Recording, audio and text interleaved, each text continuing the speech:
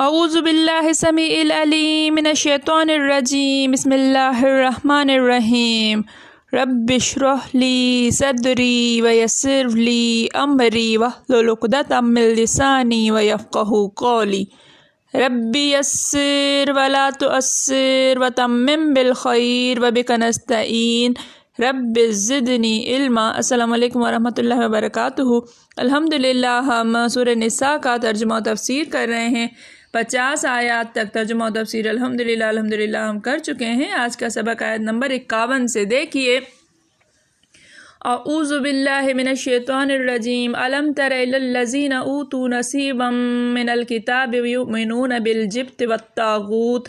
علم ترا کیا لم نہیں ترا تم نے دیکھا کیا تم نے نہیں دیکھا الی الذین الی طرف الذین وہ لوگ جو اوتوا نصیبا اوتوا دیا گیا نصیباً ایک حصہ من الکتاب من سے کتاب میں سے یؤمنون وہ مانتے ہیں بالجبت بتوں کو والطاغوت اور شیطانوں کو ویقولون اور وہ کہتے ہیں للذین علی کے لیے الذین وہ لوگ جو کفروا کفر کیا ان لوگوں کے لیے جنہوں نے کفر کیا ہؤلاء یہ لوگ اہدی راہ راست پر ہیں زیادہ راہ راست پر ہیں زیادہ ہدایت پر ہیں من الذین من سے الذین وہ لوگ جو آمنوا ایمان لائے سبیلا راہ کی طرف جو سیدھے راستے کی طرف یا جو راہ کی طرف جو مومن ہو گئے۔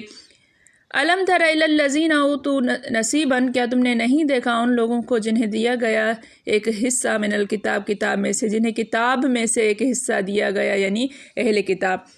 یؤمنون بالجبت والطاغوت وہ مانتے ہیں بتوں کو اور شیطانوں کو ویقولون للذین کفروا ہؤلاء اہدی من الذین آمنوا سبیلا وہ کہتے ہیں کافروں کے لیے کہ وہ ایمان والوں سے زیادہ راہ راست پر ہیں۔ بھلا تم نے ان لوگوں کو نہیں دیکھا جن کو کتاب سے حصہ دیا گیا ہے کہ بتوں اور شیطان کو مانتے ہیں اور کفار کے بارے میں کہتے ہیں کہ یہ لوگ مومنوں کی نسبت سیدھے راستے پر ہیں۔ اولئک الذین لعنہم اللہ اولئک یہی وہ لوگ ہیں الذین وہ لوگ جو لعنہم لعنت کی ہم ان پر اللہ نے ومن یلعن اور من جس پر یلعن لعنت کرے اللہ فلن تجد لہ پس ہرگز نہیں تجد تو پائے گا کے لیے اس کے لیے نصیرن کوئی مددگار۔ اولئک الذین لعنہم اللہ یہی وہ لوگ ہیں جن پر اللہ تعالیٰ نے لعنت فرمائی ومن یلعن اللہ اور جس پر اللہ تعالیٰ لعنت کرے فلن تجد لہ نصیرہ پس تو ہرگز ان کے لیے کوئی مددگار نہیں پائے گا۔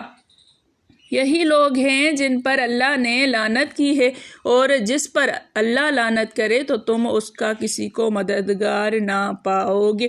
یہاں پر ہے کہ کیا تم نے نہیں دیکھا ان لوگوں کو جن کو کتاب میں سے حصہ ملا ہے وہ جبت اور طاغوت کو مانتے ہیں۔ اب جبت اور طاغوت کیا چیز ہے دیکھتے ہیں کہ جبت سے کیا مراد ہے اور طاغوت سے کیا مراد ہے۔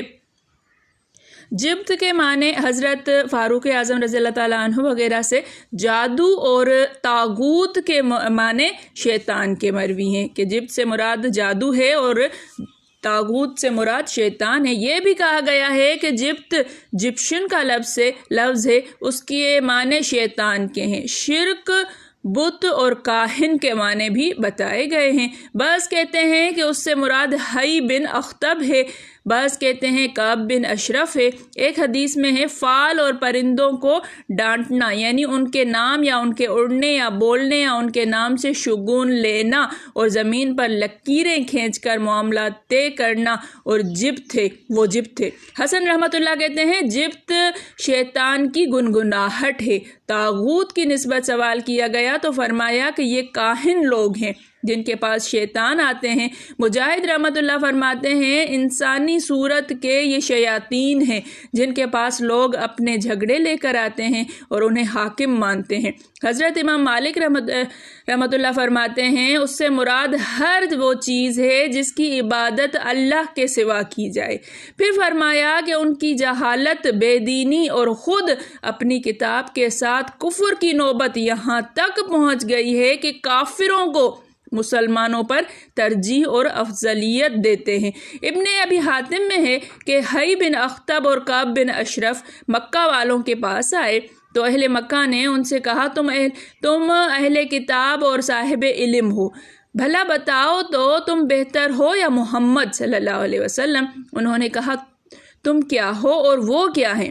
تو اہل مکہ نے کہا کہ ہم صلہ رحمی کرتے ہیں، تیار اونٹنیاں ذبح کر کے لوگوں کو دوسروں کو کھلاتے ہیں، لسی پلاتے ہیں، غلاموں کو آزاد کرتے ہیں، حاجیوں کو پانی پلاتے ہیں، اور محمد صلی اللہ علیہ وسلم تو سمبور ہیں، ہمارے رشتے ناتے توڑوا دیے، ان کا ساتھ حاجیوں کے چوروں نے دیا، یہ قبیلہ غفار میں سے ہیں، اب بتاؤ ہم اچھے یا وہ؟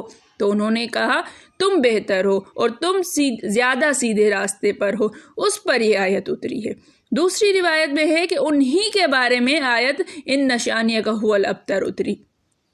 بنو وائل اور بنو نذیر کے چند سردار جب عرب میں حضور صلی اللہ علیہ وسلم کے خلاف آگ لگا رہے تھے اور جنگ عظیم کی تیاری میں تھے، اس وقت جب یہ قریش کے پاس آئے تو قریشیوں نے انہیں عالم و درویش جان کر ان سے پوچھا کہ بتاؤ ہمارا دین اچھا یا محمد کا صلی اللہ علیہ وسلم؟ تو ان لوگوں نے کہا تم اچھے دین والے اور ان سے زیادہ صحیح راستے پر ہو۔ اس پر ہی یہ آیت اتری ہے۔ خبر دی گئی کہ یہ لعنتی گروہ ہے اور ان کا ممدون و معاون دنیا اور آخرت میں کوئی نہیں، اور اس لیے کہ صرف کفار کو اپنے ساتھ ملانے کے لیے بطور چاپلوسی اور خوشامد کے یہ کلمات اپنے معمولات کے خلاف کہہ رہے ہیں، لیکن یاد رہے کہ یہ کامیاب نہیں ہو سکتے۔ چنانچہ یہی ہوا، زبردست لشکر لے کر سارے عرب کو اپنے ساتھ ملا کر تمام تر قوت و طاقت اکٹھی کر کے ان لوگوں کو مدینہ شریف پر چڑھائی کی، یہاں تک کہ رسول اللہ صلی اللہ علیہ وسلم کو مدینہ کے ارد گرد خندق کھودنی پڑی، لیکن بالآخر دنیا نے دیکھ لیا ان کی ساری سازشیں ناکام ہوئیں، یہ خائب و خاسر رہے، نامراد و ناکام پلٹے، دامن مراد خالی رہا، بلکہ نامرادی، مایوسی اور نقصان عظیم کے ساتھ لوٹنا پڑا۔ اللہ تعالیٰ نے مومنوں کی مدد آپ کی اور اپنی قوت و عزت سے کافروں کو اوندھے منہ گرا دیا۔ فالحمدللہ الکبیر المتعال۔ اللہ تعالیٰ نے ہمیشہ مسلمانوں کی مدد کی ہے، ہر موڑ پر۔ جب بھی کفار مسلمانوں پر غالب آنے کے لیے اپنے آستینے چڑھاتے رہے تو اللہ تعالیٰ ہی مددگار ہوتا ہے، اور کبھی بھی ان لوگوں کا مددگار اللہ تعالیٰ نہیں ہوتا۔ یہ تو لعنتی گروہ ہے، اللہ تعالیٰ نے ان کو رحمتوں سے دور کیا ہوا ہے، یہ اللہ کے نافرمان لوگ ہیں۔ جب بھی مسلمانوں کو لگے کہ مسلمان اب مغلوب ہونے لگے ہیں، اللہ کی طرف توجہ کریں۔ اللہ تعالیٰ کریم ذات ہے، اللہ تعالیٰ کبھی بھی مسلمانوں کو نیچے نہیں ہونے دیتا۔ میرے پڑھانے میں، آپ کے پڑھنے میں، میرے سمجھانے میں، آپ کے سمجھنے میں کوئی غلطی، خطا، بھول چوک ہو گئی ہو تو میں اللہ کے حضور میں توبہ کرتی ہوں اور معافی کی خواستگار ہوں۔ ربنا تقبل منا انک انت السمیع العلیم۔ السلام علیکم ورحمۃ اللہ وبرکاتہ۔